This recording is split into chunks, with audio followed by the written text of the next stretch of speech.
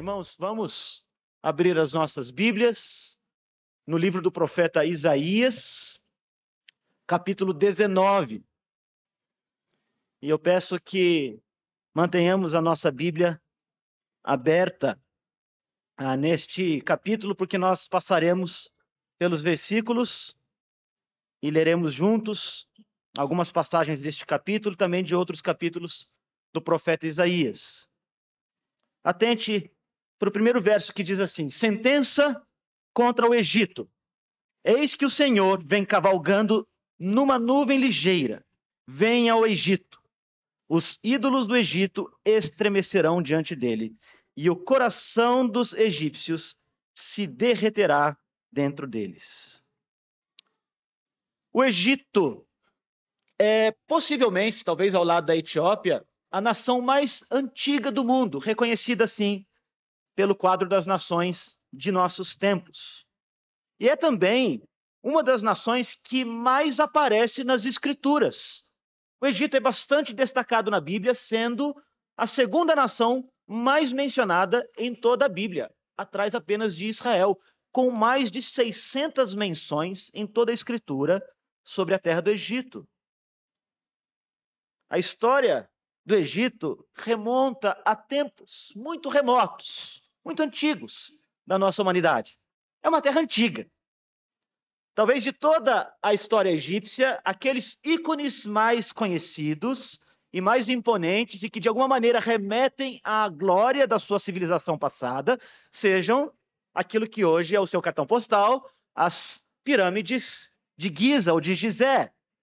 Na verdade, essas pirâmides são um cemitério. Elas são túmulos que foram construídas para os governantes, os faraós. E elas são, de fato, um feito arquitetônico bastante impressionante. Estima-se que a maior delas tenha cerca de 138 metros de altura na sua condição atual. Ela tinha uma camada que a revestia antes, que a deixava ainda mais alta, talvez com 150 metros de altura. Pelo menos nesta, que é a maior das três pirâmides de Gizé, 2,3 milhões de blocos de pedra foram utilizados. E cada uma dessas pedras pesam da menor 2,5 toneladas à maior 15 toneladas. Algumas pesam até mais do que isso. E para os irmãos terem uma ideia, essas pirâmides, este cemitério foi construído há cerca de 5.000 anos. Provavelmente foram avistadas por Moisés, que nasceu naquela terra. Muito possivelmente foram avistadas por José e por Maria quando estes, junto do bebezinho Jesus, se refugiaram na terra do Egito. Uma das governantes mais conhecidas da história do Egito é Cleópatra. E é interessante que essas pirâmides são tão antigas que a Cleópatra está mais próxima da construção do iPhone do que da construção das pirâmides. Mas o Egito é muito mais do que as suas pirâmides ou do que o seu cemitério mais famoso. Em tempos muito remotos, anteriores, por exemplo, ao período de Abraão, o Egito era uma grande nação, dividida em dois reinos, o Alto Egito no sul e o Baixo Egito, perto do delta do Nilo. Era uma divisão geográfica que, de alguma maneira, podia ser percebida, vista, e até hoje é contada na história dos faraós, pelas diferenças que há entre essas duas culturas, do Alto e do Baixo Egito. Houve uma unificação desse reino há mais de 5.000 anos, lá para o ano 3100 a.C. Há no Egito hoje um lugar chamado Vale dos Reis. Também fica localizado lá na margem oeste do Nilo, perto de uma cidade chamada Luxor, e é um local muito famoso por ser também o ponto de sepultamento dos grandes faraós, incluindo, inclusive, aquele mais famoso, embora não mais poderoso, Tutankhamon. E a construção dos vales do rei é qualquer coisa muito notável. Tumbas complexas, escavadas nas rochas. Elas foram destinadas a proteger os grandes tesouros dos faraós durante o seu a sua vida após a morte, segundo a religião dos egípcios. E eles dominavam também muitas ciências. Ciências importantes, como a astronomia. Por exemplo, o calendário de 12 meses, com 365 dias, foi primeiro elaborado pelos egípcios, ou muito possivelmente primeiro por eles. A medicina, a farmacologia, eles tinham um manual, um dos mais antigos encontrados na história, com mais de 800 remédios feitos a partir de ervas diferentes. Desenvolveram a matemática e a geometria, que ajudaram nos sistemas de rampas e alavancas, da arquitetura que utilizaram, sistemas hidráulicos, a escrita nos papiros, a arte, sistema de governo, a pesca, a exploração da agricultura, tantas coisas. O Rio Nilo, com mais de 6.000 metros de extensão, é uma das bases da economia egípcia, inclusive até os dias de hoje. Serve para transporte, para pesca, para irrigação, e até mesmo como um dos ícones da religião egípcia, porque o Nilo é considerado uma divindade pelos egípcios antigos. Foi a terra escolhida por Alexandre o Grande para edificar uma de suas grandes cidades, a cidade de Alexandria. Mas o Egito aparece nas Escrituras com todo o seu aparato tecnológico, com todo o seu poder militar, com toda a sua grandeza arquitetônica, com toda a sua cultura e a sua riqueza, até mesmo religiosa, aparece nas Escrituras como um inimigo do povo de Deus. O Egito se coloca como um inimigo do povo de Deus e, portanto, se coloca como inimigo do próprio Deus. E na cena que nós leremos hoje, aqui no livro de Isaías, nós temos uma visão que nos apresenta a ruína dos inimigos do povo de Deus, a ruína do Egito. É uma visão em que, como nós lemos no verso 1, o próprio Deus se levanta contra essa nação e desce a cavalo para punir o Egito. O verso 1 diz, ele vem cavalgando numa nuvem até a terra do Egito. Isaías, interessantemente, no fim desse texto, fim do capítulo 19, ele vai ligar o Egito à Assíria, porque a Assíria, no final, era a grande nação que se colocava como a principal ameaça dos israelenses daquele dia, daqueles tempos, dos tempos de Isaías. E os israelenses, então, temiam os assírios. E alguns deles desejavam se associar aos egípcios, como uma maneira de se defender dos assírios. Se a gente faz a leitura, por exemplo, do capítulo 20, a gente vê como o povo de Deus, de alguma maneira, buscou socorro entre os egípcios. E é interessante porque Deus determina que Isaías se despisse das suas roupas proféticas, que ele arrancasse o seu sapato e que ele andasse errante por 3 anos, descalço e sem as suas roupas proféticas, para simbolizar aquele tipo de vergonha e de ruína que viria sobre a terra do Egito. A gente vê isso nos primeiros versos do capítulo 20, Egito e a Etiópia. E o texto então vai dizer para a gente, então disse o Senhor, assim como Isaías meu servo andou 3 anos despido e descalço, por sinal e prodígio contra o Egito. E aí quando a gente vai para o verso 6, o texto diz, os moradores dessa região dirão naquele dia, vede, foi isto que aconteceu àqueles em quem esperávamos e a quem fugimos por socorro, para livrar-nos do rei da Síria. Como, pois, escaparemos nós? Então veja, a opressão da Síria levou o povo de Deus a buscar refúgio no Egito. Quando a gente vai para o capítulo 30, versos 1 e 2, a gente ainda vê a esperança do povo de Deus colocada naquela poderosa nação. E o texto diz assim, ai dos filhos rebeldes, diz o Senhor, que executam planos e que não procedem de mim e fazem aliança sem a minha aprovação para acrescentarem pecado sobre pecado. Veja agora o verso 2. Que descem ao Egito sem me consultar, buscando refúgio em Faraó e abrigo à sombra do Egito. Mas o refúgio de Faraó se vos tornará em vergonha, e o abrigo na sombra do Egito em confusão. Vocês vejam. Já viram aquela história de que Quando nós temos uma espécie de inimigo em comum, a gente se une àquilo que é menos pior. Pois bem, Deus está dizendo para o povo dele que ele não aceita esse tipo de associação por parte do seu povo.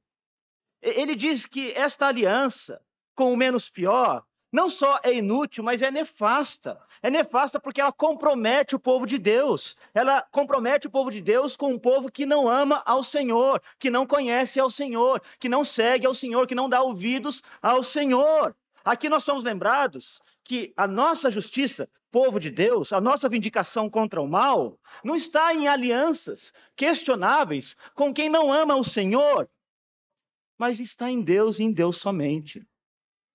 E ele precisa alertar o povo dele sobre isso. Gente, calma lá. Vocês estão indo procurar ajuda no Egito? É isso mesmo que vocês estão fazendo? E às vezes, a gente se contenta com o mínimo que a gente pode encontrar de sinais de graça e esperança nos lugares mais errados possíveis. Foi isso que os israelenses fizeram. Eles conseguiram voltar o seu olhar para o povo inimigo que o escravizou e cuja existência era por si só uma afronta contra Deus, com todo o seu sistema, o seu panteão de deuses, que era uma espécie de insulto, de grito da idolatria, de um povo que se considera absolutamente autônomo, independente de Deus, e que confia em outros deuses criados por eles mesmos, arrogantes, insolentes. Este é o povo para o qual o povo de Israel corre no momento do perigo contra a Síria. Talvez, nós, de forma semelhante, vivamos dias em que, quando tudo parece muito caótico ao nosso redor, nós buscamos um trasgo de esperança em alguma coisa que soe um pouco melhor do que aquilo que representa uma ameaça contra nós. Espera lá, olha só, aquele cara lá nos Estados Unidos, que é bilionário, ele está dizendo umas coisas com as quais eu concordo, porque nós estamos aqui sendo silenciados, e o povo crente agora não pode mais se manifestar, mas tem um cara lá que está defendendo o direito de expressão, então agora é ele que vou seguir. Ah, aquele político, pode ser que ele, embora não ame o Senhor, e talvez ele não conheça os valores da palavra de Deus, e talvez ele não se submeta à soberania divina, não importa, mas ele está dizendo algumas coisas com as quais eu concordo. Pode ser que é nele que eu vou encontrar esperança. E a gente vai fazendo esse jogo. E a gente vai confundindo a nossa fé, que é exclusiva, e Deus é zeloso dela, ao Senhor, com pequenos vislumbres, com pequenas migalhas, daquilo que um dia foi até a manifestação da graça de Deus, talvez até de juízo, contra outras nações, dando certo poder a algumas nações. E nós vemos neste poder, que Deus usa para juízo de outras, naquelas que receberam esta graça de Deus, como uma válvula de escape, mas não é. Porque o nosso lugar de socorro e de refúgio é Deus. E por isso nós precisamos ter muito cuidado. Deus não aceita esse tipo de associação por parte do seu povo. E ele está dizendo que, embora o Egito tenha sido muito agraciado com muitas coisas, e nós vejamos até mesmo a evidência dessa graça de Deus no poder que o Egito um dia experimentou, vai ser julgado. Vai ser julgado por Deus, uma nação poderosa, que verá o seu império, que verá a sua história, os seus feitos ruindo. E vai ruir de dentro para fora. Por isso, muito cuidado com a esperança que talvez você coloque no avanço das nações neste mundo. Aquele lugar é melhor, a grama é mais verde. Tem mais tecnologia, tem mais ciência. Ali a civilização, né? O povo é mais civilizado. E é ali então que eu vou buscar o meu lugar de refúgio. Nós somos peregrinos. Nosso único lugar de refúgio é o Senhor. Ele é o único lugar seguro para todo crente. Ele é a nossa nação. Ele é a nossa herança. Não é em lugar nenhum deste mundo, porque em todos os lugares deste mundo, ainda que nós vejamos essas manifestações da graça de Deus, é bem possível que muitas delas sejam para juízo e condenação. não tanto como um meio de escape para nós. E os versos 1 a 15 desse capítulo 19 apresenta para a gente o colapso do Egito. Os versos 1 a 4 mostram-nos um colapso religioso e social. Os versos 5 a 10 mostram um colapso econômico. E os versos 11 a 13 mostram um colapso político. Deixa eu ler para vocês. Sentença contra o Egito. Eis que o Senhor vem cavalgando. Uma nuvem ligeira vem ao Egito. Os ídolos do Egito estremecerão diante dele, e o coração dos egípcios se derreterá, dentro deles. Porque farei com que egípcios se levantem contra egípcios, e cada um pelejará contra o seu irmão, e cada um contra o seu próximo, cidade contra cidade, reino contra reino. O espírito dos egípcios se esvanecerá dentro deles, e anularei o seu conselho. Eles consultarão seus ídolos, encantadores e necromantes e feiticeiros, e entregarei os egípcios nas mãos de um senhor duro, um rei feroz. E um rei feroz os dominará, diz o Senhor dos exércitos. Muito bem. Um certo autor disse, ao observar o colapso do Império Romano, que uma grande nação, um grande império, não morre por assassinato, mas por suicídio. E, de fato, foi assim que acabou o Império Romano. Não foi exatamente a invasão dos bárbaros que destruiu aquele império. Ele já se encontrava em um grande declínio moral, um grande declínio ético. E o texto está dizendo que é exatamente isso que acontece com o povo do Egito. O espírito se esvanecerá dentro deles. Eles vão se exasperar, vão se colocar uns contra os outros. Facções de dentro da nação vão surgir, e essas facções representarão a divisão dessa nação. E um povo se levantará contra o povo, e todos fazem parte do mesmo povo. E, de certa maneira, é um fenômeno semelhante ao que a gente vê nas grandes nações do Ocidente dos nossos dias. Um povo dividido, um povo ferido, um povo embrutecido. Talvez até mesmo no Brasil a gente veja algo semelhante. As pessoas estão iradas, as pessoas estão nervosas, as pessoas já não confiam mais umas nas outras. Elas se levantam com regionalismos, com bairrismos. E nós temos uma divisão muito bem acentuada na nossa própria cultura. E há certos segmentos dentro da própria sociedade que agora se levantam um contra um outro. E nisso tudo a gente vê um grande colapso moral que se instala na sociedade. Foi isso que aconteceu com o povo de Egito. Deus disse que ele mesmo plantaria divisão de egípcio contra egípcio. E quando a gente olha a história dos egípcios, a gente verá que muitas das revoluções internas que aconteceram ali, aos poucos, foram dividindo aquela nação ao ponto de chegar ao colapso. Mas o texto segue e diz que, além desse colapso social e da divisão que há entre os egípcios, haverá também um colapso econômico. Veja só, verso 5. Secarão as águas do Nilo, e o rio se tornará seco e árido. Os canais exalarão mau cheiro, e os braços do Nilo diminuirão e se esgotarão. As canas e os juncos se murcharão. A relva que está junto ao Nilo, junto às suas ribanceiras, e tudo que foi semeado junto deles secarão. Serão levados pelo vento e não subsistirão. Os pecadores gemerão, suspirarão, todos os que lançam anzol ao rio, e os que estendem a rede sobre as águas desfalecerão.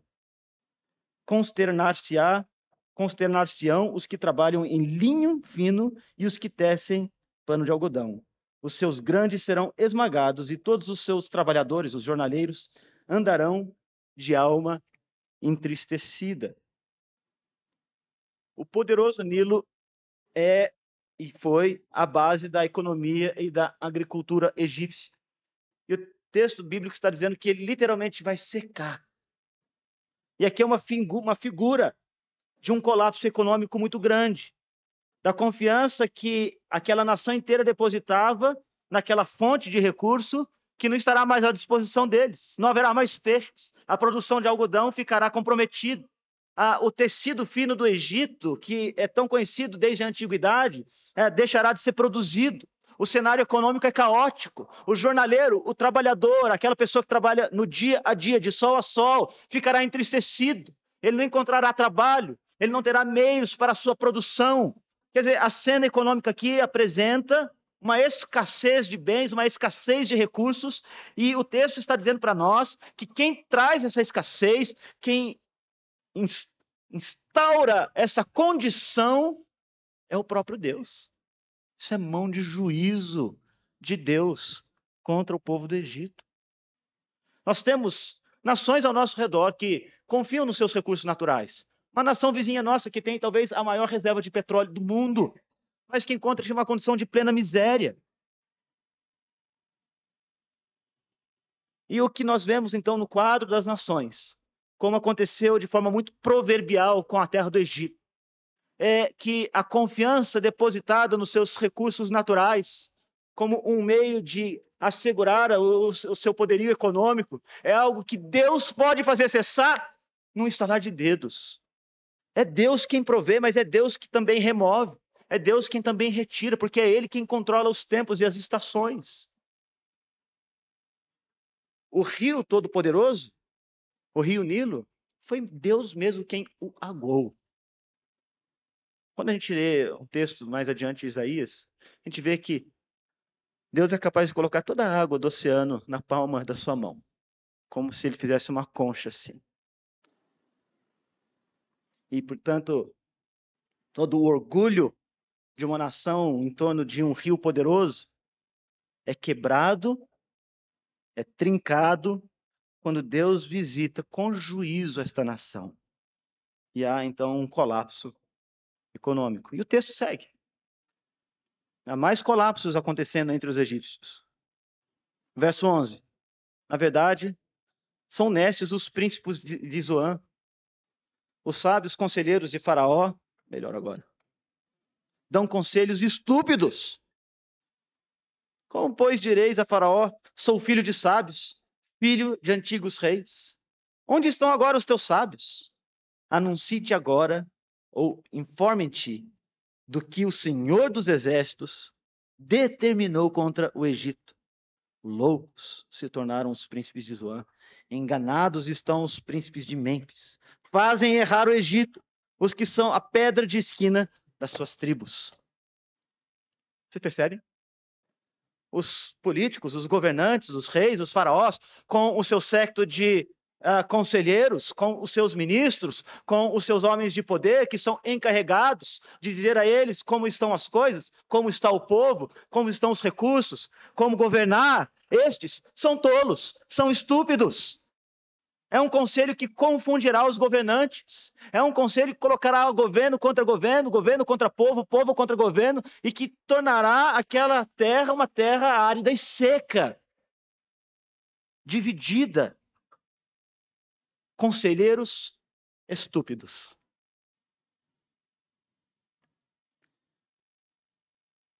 Põe um jornal. Veja, por exemplo, o que os grandes conselheiros das nações europeias estão discutindo hoje. Não faz muito tempo nós vimos agricultores levando as suas máquinas agrícolas, os seus tratores, diante das prefeituras das grandes cidades europeias. Porque os conselheiros dos governantes estavam dizendo, com base em sabe-se lá que dado científico é este, que os gases carbônicos emitidos pelas vaquinhas do campo, estavam trazendo dano ao meio ambiente. Portanto, era necessário controlar a população de vaquinhas. E bilhões de euros sendo despendidos para que esses conselhos pudessem, então, ser executados. Hoje senta-se no Conselho Militar da nação, teoricamente mais poderosa da Terra, dos Estados Unidos da América. O Conselho Militar do Pentágono. Um homem que se veste como mulher. E que é transexual. Não sei como que chama mais isso. Um conselheiro do mais alto escalão, do gabinete militar, que é transexual. E uma parcela expressiva da sociedade na Europa, nos Estados Unidos e agora parece aqui no Brasil também, pressiona políticos para que criem ou sustentem uma lei que promova o genocídio de bebês não nascidos. Gente, esses são os conselheiros das nações. Conselheiros estúpidos, tolos, homens de sangue, gente burra. E Deus está dizendo, nesse povo que você vai colocar sua esperança, Deus está dizendo para Israel, é neles que você vai buscar refúgio. Eu vou colocar fim em tudo isso, gente. Eu vou visitar o Egito com mão poderosa, com mão pesada. Eu vou cavalgar contra o Egito. E o conselho estúpido e tolo dos seus governantes, assim como a sua confiança no todo-poderoso Nilo, assim como a sua unidade do tecido social, serão todos rompidos. E eu mesmo farei isto. Por isso nós precisamos olhar para as nações sob essa perspectiva de que Deus virá com juízo contra as nações. É Deus mesmo quem está cavalgando contra as nações. Aquelas nações que se voltaram contra o seu Criador, elas serão visitadas por Ele mesmo. E elas terão de prestar contas a Deus por sua rebeldia. É Deus mesmo quem está entregando as nações, tanto da antiguidade como dos nossos próprios tempos, aquilo que elas causaram em si mesmas, a própria ruína que elas estão, de alguma maneira, trazendo para si mesmas. É Deus quem está desviando o nosso olhar do povo dele da prosperidade militar, da prosperidade social, da prosperidade econômica, do avanço científico, da cultura dos homens, e trazendo o nosso olhar para o juiz das nações, para que temamos o seu nome. Só o nome de Deus deve ser temido. Ele é a nossa nação. Ele é a nossa herança, Ele é a nossa porção, Ele é o nosso lugar seguro, Ele é o nosso refúgio, onde quer que a gente esteja na face da terra. E isso nos leva para a seção final do texto. No meio do fracasso das nações, no meio da derrocada dos povos, no meio da humilhação imposta por Deus àqueles que confiam em si mesmo, naquilo que nós vemos ser a destruição da arrogância humana, no meio do caos político, econômico e social, Deus se alteia como o único capaz de resgatar os homens dessa condição terrível de perdição. E o texto então vai dizer para a gente que Deus expressa o amor dele, revelando-se até mesmo aos inimigos, de modo que o amor de Deus vence. De modo que o poder destrutivo de Deus é também o mesmo poder que atrai os homens para ele. De modo que, ao machucar o povo do Egito, ele também oferece a cura. E a graça dele triunfa, até mesmo sobre os inimigos. E Deus aqui, nesse texto, ele chama os inimigos à mesa e oferece aos egípcios e aos assírios um banquete. Vamos ler? Veja o que acontece com o Egito.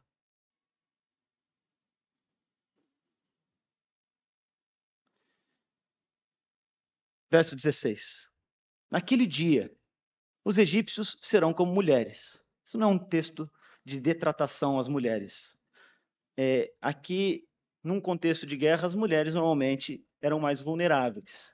O que ele está dizendo aqui é que os egípcios eles se sentirão absolutamente vulneráveis. Eles não vão mais confiar no seu poder. Eles tremerão e temerão ao levantar-se da mão do Senhor dos Exércitos, que ele agitará contra eles. Então, quando Deus levantar a sua mão contra o Egito, eles se sentirão vulneráveis. E a primeira coisa que vai acontecer com os egípcios é que eles terão temor do Senhor. A terra de Judá, o povo de Deus, será espanto para todo o Egito. Eles sabem que o Deus que se levantou contra eles é o Deus do povo de Judá. Todo aquele que dela se lembrar, encher-se-á de pavor por causa dos propósitos do Senhor dos Exércitos, que determinou contra eles. É o Deus de Israel que nos visita. É Ele que nos pune. Verso 18. Naquele dia haverá 5 cidades na terra do Egito, que falarão a língua de Canaã, e farão juramento ao Senhor dos Exércitos. Uma delas se chamará Cidade do Sol. E aqui é uma referência ao fato de que a linguagem de adoração, a linguagem de culto, a linguagem da lei, que Deus revelou ao povo de Israel, que se encontra na terra de Canaã, será vista e ouvida agora também na terra do Egito. Que as cidades no Egito agora falarão essa mesma linguagem. É algo que pode até nos remeter àquele momento lá antes de Babel, quando o povo falava uma língua só. E aqui nós temos uma linguagem, a linguagem do culto, sendo falada na terra do Egito. Naquele dia, olha que promessas lindas. Aquele dia, apontando para o futuro do Egito. O Senhor terá um altar no meio da terra, e uma coluna se erigirá ao Senhor na sua fronteira. Deus vai se revelar aos egípcios. Deus vai se manifestar aos egípcios. Ele se revela aos egípcios e conquista o seu coração. O nome de Deus vai ser conhecido, temido, e agora, o texto nos diz, adorado pelos egípcios. O altar é o lugar da reconciliação. O altar é o lugar do sacrifício. O altar é o lugar da expiação. O lugar é o lugar do perdão. O altar é o lugar da justificação. O altar é o lugar da restauração do pecador. E aqui um altar é colocado no meio do Egito. Quer dizer, é uma linguagem simbólica que aponta para a realidade de que um nome vai ser dito naquela terra do Egito, por meio do qual o povo vai encontrar expiação, vai encontrar justificação, vai encontrar perdão, vai encontrar restauração, vai encontrar uma nova vida. Surge um novo emblema, um monumento vai se levantar na terra do Egito. Agora nós temos uma cruz. Agora nós temos o Messias que veio e que arrebanhou gente do meio da gente inimiga do povo de Deus. O texto prossegue. O Senhor se dará a conhecer ao Egito. E os egípcios conhecerão o Senhor naquele dia. Eles conhecerão! Eles adorarão com sacrifícios e ofertas e manjares, e farão votos ao Senhor e os cumprirão. O Senhor vai se dar a conhecer aos egípcios. O Senhor vai se dar a conhecer aos inimigos. O Senhor vai se dar a conhecer às nações que Ele mesmo destrói. O Senhor vai se dar a conhecer aos homens ímpios e maus. O Senhor vai se revelar e se manifestar, e de fato Ele o fez. Na pessoa do seu Filho Jesus, Ele se deu a conhecer a pecadores, perdidos, alienados, distantes dele, inimigos, que, a semelhança do que lemos no Salmo 2, rilhavam os dentes e cerravam os punhos contra o Altíssimo. E mesmo os reis da terra haverão de dobrar os seus joelhos diante do Senhor. Ferirá o Senhor os egípcios. Ferirá, mas os curará. Que texto lindo, gente. Deus vai ferir, mas Ele também vai curar. Converter-se-ão ao Senhor, e Ele lhes atenderá as orações. E agora, um povo que era rebelde é um povo que levanta orações diante de Deus. Um povo que era inimigo é um povo que agora fala com Deus como sendo seu amigo. Um povo que foi ferido por Deus também será por Ele curado. Os egípcios adoram a Deus. E o texto encerra dizendo: naquele dia haverá uma estrada do Egito à Síria, e os assírios irão ao Egito, e os egípcios à Síria, e os egípcios adorarão com os assírios. Você percebe? Olha a cena que Isaías coloca diante dos israelenses. Vocês estão colocando a esperança de vocês no Egito, porque os assírios se levantam contra eles? Deus vai destruir os egípcios, Deus vai destruir os assírios, e vai fazer de egípcios e assírios um povo só. Um povo só. É em mim que vocês devem colocar a esperança. Não é na tábua das nações, não é nas nações poderosas, não é nos políticos, não é na economia, é em mim. Naquele dia, Israel será o terceiro com os egípcios e os assírios, uma bênção no meio da terra. Porque o Senhor dos Exércitos os abençoará. dizendo: bendito seja o Egito, meu povo. Séculos antes, Deus disse para os egípcios: deixa sair o meu povo para me adorar. Deixa sair o meu povo para me adorar. Agora Isaías está dizendo que Deus dirá aos egípcios: vocês são o meu povo. Você percebe o que Deus faz? Como Deus é grande, como Deus é poderoso. Inimigos que são tornados povo, inimigos que são tornados herança. A Síria, obra das minhas mãos. Israel, a minha herança. Deus, quando ele vem, quando ele se manifesta, quando ele se revela, ele atrai com graça e poder, de modo que ele transforma os corações mais embrutecidos, mais duros, mais renhidos, dos inimigos mais terríveis, mais atrozes, em povo dele, que se senta à mesa e que desfruta de um banquete na presença do Senhor. Irmãos, há cerca de 2 meses eu tive o privilégio de visitar irmãos queridos lá na terra do Egito. Inclusive um deles esteve aqui nesse púlpito pregando. E no culto doméstico, no lar desse querido irmão, pastor Sherif Fahim, nós estava com a Elaine, minha esposa, pastor Maurício e Rosane, estava Sherif, a Marian, sua esposa, e suas 3 filhas. Ele abriu Isaías 19. Nós estávamos lá em Alexandria, no Egito. Depois de ter passado vários dias conhecendo muito daquela história, daquela cultura, um povo que hoje está entregue na mão do Islã. Naquela mesa de jantar, com a escritura aberta, ele lendo para suas filhas esse texto, e as meninas, a mais nova até assustada. Pai, mas por que Deus vai fazer isso com o Egito? Ele falou assim, calma, vamos continuar lendo. E na medida em que ele foi avançando na leitura, e cada um de nós lia um versículo, as meninas, elas mostraram que estavam impressionados e até tristes, porque Deus estava machucando, moendo os egípcios. Mas é que a gente chegou nessa parte. Aí ela falou assim, agora eu entendi, papai. Eu entendi, papai. Eu entendi que Deus quer salvar a gente também. Que mesmo um povo rebelde, um povo que se afasta do Senhor, um povo que se levanta contra Deus e contra o povo de Deus e contra o ungido do Senhor, este povo pode ser alcançado por uma graça transformadora, poderosa,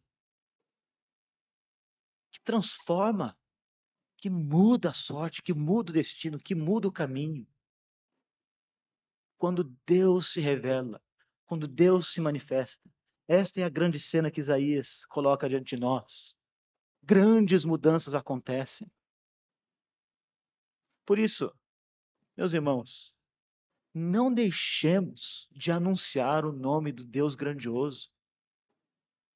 Não troquemos a glória do Altíssimo e o poder do Deus Criador pela glória transitória dos reinos, dos homens, da tábua das nações. Não será o próximo político, não será a próxima política, não serão as ações do Estado, não será o avanço da civilização no Ocidente que vai salvar a gente.